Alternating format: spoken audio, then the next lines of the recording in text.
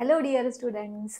Heredity and evolution ह्या चॅप्टरमधला जो एक इम्पॉर्टंट पार्ट मी आज तुमच्यासोबत शेअर करत आहे आणि ते म्हणजे the most demanding part, that is the notes part. बऱ्याच स्टुडंट्सचे मला खूप खूप मेसेज कॉल्स आले, नोट्स हव्यात, नोट्स हव्यात, नोट्स हव्यात. सो चला म्हणलं चॅप्टर्स संपवण्याच्या आधी नोट्स पहिल्यांदा देऊयात, मग एक्सरसाइज पार्ट देऊयात, म्हणजे मग तुम्हाला अभ्यास करायला थोडंसं सोपं जाईल. ह्या नोट्सचं वैशिष्ट्य असं आहे की 3 ते 4 रेफरन्स बुक्सचा यूज करून, म्हणजे तुमचं बुक सहित तर ह्या नोट्स काढलेल्या आहेत. याच्यामध्ये तुम्हाला मी इम्पॉर्टंट पार्ट सोबतच त्याच्याशी रिलेटेड बेसिक इन्फॉर्मेशन की जी माहीत असणं तुम्हाला गरजेचं आहे, तो पॉईंट जास्त चांगल्या पद्धतीनं समजण्यासाठी, तर अशी देखील इन्फॉर्मेशन मी याच्यामध्ये इन्क्लूड केलेली आहे. आता तुम्हाला एवढंच करायचं आहे, इथे जे दिसतंय ते तुमच्या नोटबुक्समध्ये नोट डाऊन करून घ्यायचं आहे. लवकरच या तुम्हाला वेबसाईटवरती पण मी अपलोड करेनच, तशा पद्धतीचा मी व्हिडिओच्या थ्रू तुम्हाला सांगेन की नोट्स अपलोड केलेले आहेत वेबसाईटवरती. तर तोपर्यंत तुम्हाला अडायला नको म्हणून आज हा पार्ट पूर्ण चॅप्टरच्या नोट्स मी तुमच्यासोबत शेअर करत आहे. आता इथे सगळ्यात पहिल्यांदा जे आहेत ते बेसिक कन्सेप्ट्स आहेत या चॅप्टरशी रिलेटेड, जसं की जीन्स आहेत, क्रोमोझोम म्हणजे काय, मग क्रोमोझोमच्या डेफिनिशन्स झाल्या, कोणतीही एक डेफिनिशन तुम्ही ह्याच्यातली लक्षात ठेवू शकता. त्यानंतर न्यूक्लिओझोम कशाला म्हणायचं, बिकॉज ह्या चॅप्टरमध्ये आपल्याला न्यूक्लिओझोम हा वर्ड सारखा यूज केलेला आहे. मग न्यूक्लिओझोम कशाला म्हणायचं, तर हे इन्क्लूड केलेलं आहे. न्यूक्लिओटाइड म्हणजे काय, न्यूक्लिओसाइड म्हणजे काय. सो हे बेसिक माहिती झाल्यानंतर मग इथून आपल्या मेन कंटेंटला सुरुवात होते, दॅट इज हेरिडिटी म्हणजे काय, हेरिडिटीचा स्टडी आपण का करायचा. हे झाल्यानंतर मग पुढे हा जो टेबल आहे, टेबल म्हणजे ॲक्च्युली तुमच्या पुस्तकात जर बघितलं तर हे एक पॅरेग्राफच्या फॉर्ममध्ये दिलेलं आहे, तर त्याला मी टेबलच्या फॉर्ममध्ये कन्वर्ट केलेलं आहे. हे खूप जास्त महत्त्वाचं आहे एक्झाम पॉईंट ऑफ व्ह्यू. ह्याच्यावरती एखादा तरी प्रश्न शक्यतो असतो, काही ना काहीतरी, म्हणजे पी प्लांटचा एक्सपेरिमेंट कुणी केला, ह्युगो डिव्हरिसनं काय केलं, क्रोमोझोमचा स्टडी कुणी केला, असं. सो ह्याचा स्टडी ह्या टेबलच्या फॉर्मॅटमध्येच तुम्हाला करायचा आहे. Then comes the important part, that is central dogma process. ही आहे पूर्ण सेंट्रल डोग्मा प्रोसेसची आउटलाईन. म्हणजेच पहिल्यांदा डीएनएचं रेप्लिकेशन होणार, म्हणजे डीएनएची कॉपी तयार होणार, मग ट्रान्स्क्रिप्शन होणार, ट्रान्सलेशन होणार, आणि मग पूर्ण ही प्रोसेस जी आहे ह्याची डिटेल माहिती, ज्या 3 स्टेप्स आहेत, ट्रान्स्क्रिप्शन, ट्रान्सलेशन आणि ट्रान्सलोकेशन. मग ह्या प्रत्येक स्टेपमध्ये काय होतं, इथं त्यातले काही महत्त्वाचे वर्ड्स मी वेगळ्या रंगानं दिलेले आहेत. आता जेव्हा तुम्हाला एक्झाममध्ये सपोज ट्रान्स्क्रिप्शनवरती नोट लिहायची असेल, तर मग तुम्ही याच्यामध्ये, मग जसं तुमचं अगेन एक अनादर इम्पॉर्टंट कन्सर्न असतं की मोठी आन्सर्स लक्षात राहत नाहीत, काय करायचं. सो मोठे आन्सर्स लक्षात ठेवण्यासाठी तुम्हाला त्यातल्या कीवर्ड्सना अंडरलाईन करून ठेवायचं आहे. सो ट्रान्स्क्रिप्शन म्हणलं की synthesis of mRNA from DNA हा त्याच्यातला कीवर्ड झाला. त्यानंतर त्याच्यासाठी RNA पॉलिमरेज हे एन्झाईम इम्पॉर्टंट आहे, हे झालं. त्यानंतर DNAच्या पासून mRNA तयार होतं. मग सगळ्यात पहिली स्टेप काय होते, डबल हेलिक्स जे आहे ते अनवाउंड होतं बाय RNA पॉलिमरेज. सो ह्यातले हे वर्ड्स लक्षात ठेवायचे, and with the help of these words you can easily make small meaningful sentences. So ह्या पद्धतीनं तुम्ही हा पूर्ण जो स्टडी आहे तो करायचा आहे. ही त्याची डायग्रॅम आहे. डायग्रॅम देखील तुम्हाला ड्रॉ करण्यासाठी विचारली जाते, सो तुम्ही तिथं ही डायग्रॅम काढाल. त्यानंतर कम्स द ट्रान्सलेशन प्रोसेस. ही आहे मेन ट्रान्सलेशनची प्रोसेस, की वन्स द mRNA जो आहे तो न्यूक्लियसमधून बाहेर पडल्यानंतर त्याला रायबोझोम अटॅच होतो. अगेन ह्यातले कीवर्ड्स कोणते कोणते, तर mRNA comes into the cytoplasm, ribosome त्याला अटॅच होतो, tRNA कुरिअरवाल्याचं काम करतो आणि तो अमिनो ॲसिड्स सप्लाय करतो. tRNA वरती अँटीकोडॉन असतात, ज्याच्यामध्ये mRNA वरती असणाऱ्या कोडॉनचा कॉम्प्लिमेंटरी सिक्वेन्स असतो. आणि मग ही प्रोसेस, ह्या ट्रान्सलेशनच्या या प्रोसेसची डायग्रॅम झाली. आणि मग येतो ट्रान्सलोकेशन. एक एक ट्रिपलेट कोडॉनच्या अंतराने आपला जो रायबोझोम आहे तो ट्रान्सलेशनची प्रोसेस होत असताना पुढे पुढे पुढे सरकत जातो रायबोझोम, आणि ह्या प्रोसेसला म्हणतात ट्रान्सलोकेशन. सो इथंपर्यंत आपला सेंट्रल डोग्माचा पार्ट होतो कम्प्लीट. Then comes mutation. ही झाली म्युटेशनची डेफिनेशन्स. आता इथं जे रिझन्स दिलेत त्यातले थोडेसे काही एक्स्ट्रा रिझन्स आहेत, जसं की हे केमिकल्स आहेत. सो हा जो केमिकलवाला पार्ट आहे तो तुम्हाला मी ॲडिशनल माहिती म्हणून दिलेला आहे. देर इज नो नेसेसिटी की नुसतं तुम्ही केमिकल्स म्हणलं तरी चालेल, याच्या पुढचं जे दिलेलं आहे ते तुम्ही नाही लिहिलं तरी चालेल. सो तुमचं उत्तरामध्ये तुम्ही रेडिएशन्स लाईक UV एक्सरेज येईल, व्हेरियस केमिकल्स येईल, इन्फेक्शियस एजंट येईल आणि नॅचरल फॅक्टर्स. सो जेवढे अंडरलाईन केले तेवढे तुमच्या उत्तरामध्ये इन्क्लूड करा. बाकीचं हे अगेन तुमच्या माहितीसाठी आहे. 2 टाईप्स सोपे आहेत. ही डायग्राम तुम्हाला दिली जाते आणि मग ही डायग्राम कशाची आहे असं एक्सप्लेन करा किंवा त्याच्यावरती नोट लिहा, असा प्रश्न विचारला जाऊ शकतो. आता हे जे आहे हे अगेन अनदर ॲडिशनल इन्फॉर्मेशन आहे, यातलं काहीच तुम्हाला विचारणार नाहीत, बट हे तुम्हाला आलं तर ही कन्सेप्ट म्युटेशनची समजायला तुम्हाला खूप सोपं जाईल म्हणून हे काही पॉईंट्स त्याच्यामध्ये इन्क्लूड केलेले आहेत. इफेक्ट्स आहेत म्युटेशनचे. सो जेव्हा तुम्ही शॉर्ट नोट लिहाल म्युटेशन ह्या कन्सेप्टवरती तर त्याच्यामध्ये असंच म्युटेशन काय आहे, त्याचे टाईप्स काय आहेत, त्याचे इफेक्ट्स काय आहेत, कॉजेस काय आहेत, अशा पद्धतीनं तुम्ही पॉईंट वाईज दिलं की तुमचं उत्तर जास्त अट्रॅक्टिव्ह, सायंटिफिक आणि टू द पॉइंट हे होतं. त्यामुळे नेहमी अशीच सवय लावा की सायन्सची उत्तर लिहिताना शक्यतो तुम्ही टू द पॉइंट उत्तरं लिहायची. आता हे sickle cell anaemia again example आहे, हे नाही लिहिलं जरी तुम्ही तरी सुद्धा चालेल. आता हा बेनिफिशियल म्युटेशन हा अगेन ॲडिशनल इन्फॉर्मेशन आहे, तुम्हाला पुस्तकात कुठं आहे का नाही आहे, बट त्याच्याशी रिलेटेड ॲडिशनल इन्फॉर्मेशन की म्युटेशन आपण आतापर्यंत शिकले की फक्त हार्मफुल चेंजेस जे आहेत ते लिव्हिंग ऑर्गॅनिझममध्ये होणार आहे, परंतु काही काही म्युटेशन्स हे बेनिफिशियल पण आहेत, ते इथे इन्क्लूड केलेले आहेत. देन कम्स इव्हॉल्युशनचा पार्ट. इव्हॉल्युशन म्हणजे काय तर याच्यामध्ये परत ही ओरिजिन ऑफ अर्थ जो आहे किंवा हा जो सुरुवातीचा हा पार्ट पुस्तकातलाच आहे, थोडासा त्याला मी मॉडिफाय केलाय. ओरिजिन ऑफ अर्थ तुम्हाला लिहायचं नाही आहे. हा पूर्ण पार्ट तुमच्या माहितीसाठी मी दिलेला आहे, यातला कुठंच तुम्हाला तुमच्या उत्तरामध्ये लिहायचा नाहीये.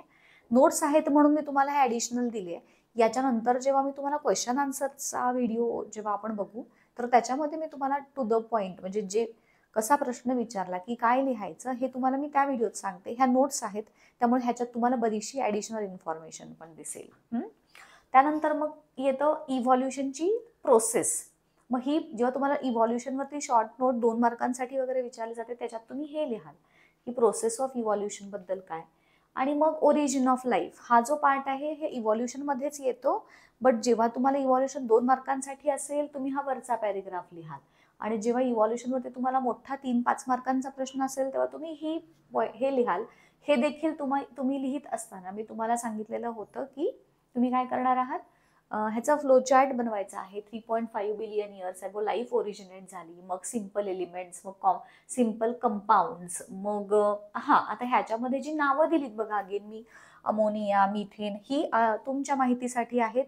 ह्या कंपाऊंडची नावं लिहिणं अपेक्षित नाही, पण simple organic and inorganic compound म्हणजे नक्की काय फॉर्म झाला असेल असं शिकताना तुम्हाला प्रश्न पडू शकतो, होय की नाही. म्हणून मग तिथे तुम्हाला हे दिले, अच्छा ओके अमोनिया फॉर्म झाला, ओके ओके ठीक आहे, मिथेन फॉर्म झाला, मग तुमचे ते डाऊट क्लिअर होत जातात, होय की नाही. म्हणून ही माहिती तुम्हाला दिलेली आहे.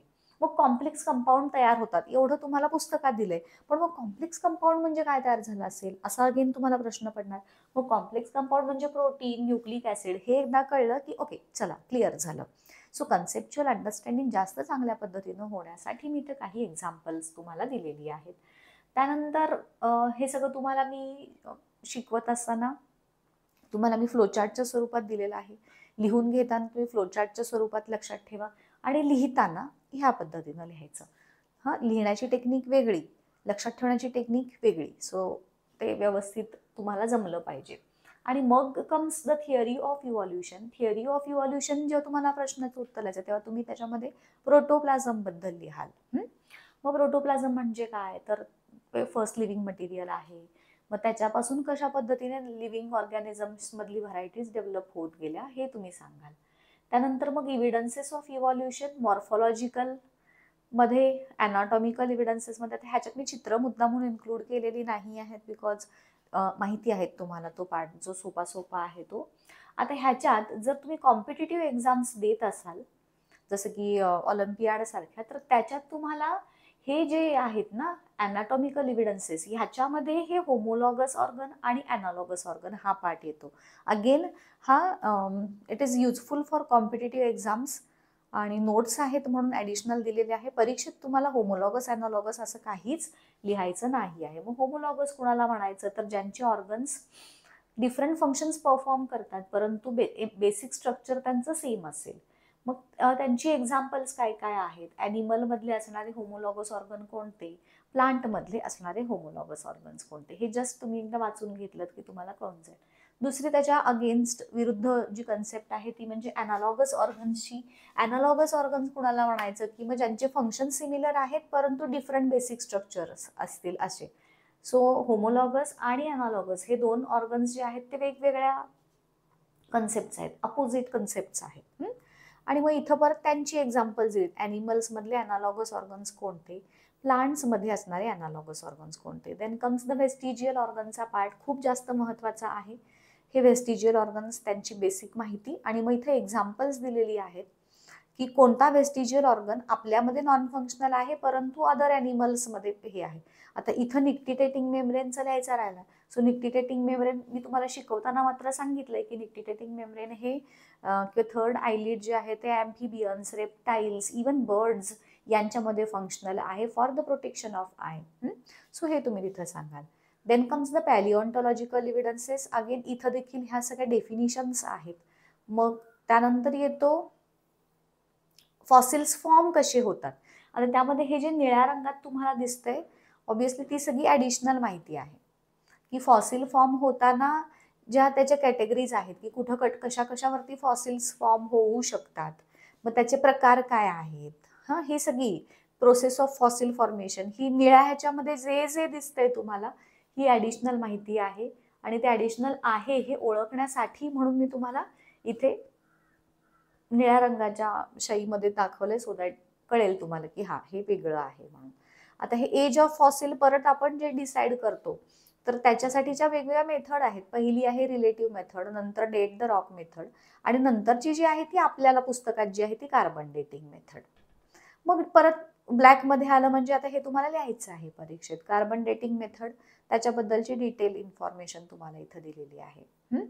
देन कम्स द हे सगळं तुम्हाला म्हणजे जेव्हा तुम्ही फॉसिल्स बद्दल लिहाल किंवा पॅलिओन्टॉलॉजिकल एव्हिडन्सेस बद्दल लिहाल तर तुम्ही हे सगळं त्याच्यामध्ये लिहाल की सगळ्यात ओल्ड फॉसिल्स कोणाचे कुठं होते, मग त्याचा अर्थ काय वगैरे वगैरे. हे इथं जसं दिलंय तसं तुम्ही तुमच्या एक्झाममध्ये आन्सर्स मध्ये लिहायचं आहे. Then comes the connecting link वाला पार्ट. लिहिताना तुम्ही असं जरी लिहिलं तरी सुद्धा चालेल. हे तोंडपाठच म्हणजे हे जिथं जसं आहे दिलेलं हे सगळंच्या सगळं तोंडपाठ तुम्हाला होणं अपेक्षित आहे. आणि मग त्याच्या सहाय्याने तुम्ही 1, 2 आणि 3 मार्कांच्या प्रश्न म्हणजे कसाही विचारला तरी तुम्हाला त्याचं उत्तर हे व्यवस्थित लिहिता येईल. Then comes the next part that is embryological evidences. मग इथं निळ्या ह्याच्यात दिलं एम्ब्रिओ कशाला म्हणतात, एम्ब्रिओ कशाला म्हणतात ते एकदा कळालं. निळा आहे म्हणजे ॲडिशनल आहे. आणि मग परत नेक्स्ट अजून एक प्रकार तो मोलिक्युलर एव्हिडन्स, तो एक ॲडिशनल माहिती झाली. Then comes the Darwin theory of natural selection. त्याची आता इथं मी जे दिलेत ना नोट्स तुम्हाला तर ह्या डार्विनच्या थिअरीचा पार्ट जो आहे तो मी अशा पद्धतीने पॉइंट्समध्ये डिवाइड केलाय. हे तुम्ही 12वीच्या पुस्तकाचा रेफरन्स घेऊन मी केलंय. त्याच्यामध्ये हे खूप छान पद्धतीने दिलंय, समजू शकतो आपण त्याच्यात. मग पुस्तकात तुम्हाला असं दिलंय आणि मी त्याला फक्त इथं नाव दिलंय, असा फरक आहे. तुम्ही डिरेक्टली हे जसं काळे दिसत आहेत तसं लिहिलं तरी चालेल किंवा जसं मी इथं पॉइंटमध्ये लिहिलंय तसं तुम्ही लिहिलं तरी चालेल. अगेन हे निळं म्हणजे वेगळी ॲडिशनल इन्फॉर्मेशन आहे. ठीक आहे. हे स्ट्रगलचे प्रकार हे परत ॲडिशनल झालं. हे पूर्ण वाचून घ्या, खूप छान नोट्स आहेत. म्हणजे तुम्ही एकदा वाचा आणि मी सांगण्यापेक्षा तुम्ही मला सांगा की ह्या नोट्स ज्या इथं दिल्यात मी तुम्हाला त्या कशा वाटतायत वगैरे. आणि मग ऑब्जेक्शन्स काय आहेत डार्विनच्या थिअरीचे. Then comes लॅमार्किझम. मग ह्याला वेगवेगळी नावं आहेत. Theory of inheritance of acquired character, use and disuse of organ, activities and laziness. म्हणजे हे त्याच्याशी रिलेटेड महत्त्वाचे शब्द आहेत. ही त्याची एक्झाम्पल्स आहेत आणि हे त्याचं ऑब्जेक्शन्स आहेत. Then comes the concept of speciation, नवीन नवीन स्पेसीज फॉर्म होण्याची प्रोसेस. आता मग इथे पहिल्यांदा मग मी स्पेसीज कशाला म्हणायचं ते दिलंय. स्पेसिएशनसाठी रिस्पॉन्सिबल असणारे फॅक्टर कोणते, आणि मग स्पेसिफिकली आपल्याला जे दिलेत की रिप्रोडक्टिव्ह आयसोलेशन आणि जेनेटिक आयसोलेशन, जिओग्राफिकल आयसोलेशन हा जो पार्ट येतो. आणि मग लास्ट जो पार्ट आहे ह्युमन इव्हॉल्युशनचा, बघा मी त्याच्यात इथे काही काही महत्त्वाचे जे वर्ड्स आहेत त्याला हायलाईट केलेलं आहे. आणि इथंपर्यंत आय थिंक जाऊन तुमचा नाही, हा ह्याच्याही पुढे आहे अजूनही. तर स्ट्रक्चर कशा पद्धतीने ह्युमनचं चेंज होत गेले, शेवट कसा करायचा आहे, तर ह्याच्यात शेवट आपला हा इथंपर्यंत सोसायटीचं फॉर्मेशन वगैरे झालं, हे आहे ना इंडस्ट्रियल सोसायटी वॉज इस्टॅब्लिश्ड वगैरे, तर हा इथंपर्यंत येऊन तुमचं उत्तर संपवायचं आहे. हा नोट्स पार्ट झाला. आता जेव्हा पुढच्या ह्याच्यामध्ये मी तुम्हाला ह्याच्यावरचे क्वेश्चन आन्सर असं सांगेन, मग त्याच्यामध्ये तुम्हाला कसा प्रश्न असेल की कसं उत्तर, ते पार्ट मी तुम्हाला शिकवेन. सो हा नोट्सचा पार्ट कसा वाटला, सोपा आहे, इझी आहे, कसा वाटतो तुम्हाला मला नक्की कमेंट करून सांगा. आवडला व्हिडिओ तर लाईक, शेअर आणि सबस्क्राईब करायला विसरू नका. इथेच थांबूयात, भेटूयात याच्या पुढच्या भागामध्ये आपण मोस्ट प्रोबॅबली एक्सरसाइजचा पार्ट घेऊन ह्याच चॅप्टरचा. Till then goodbye, thank you.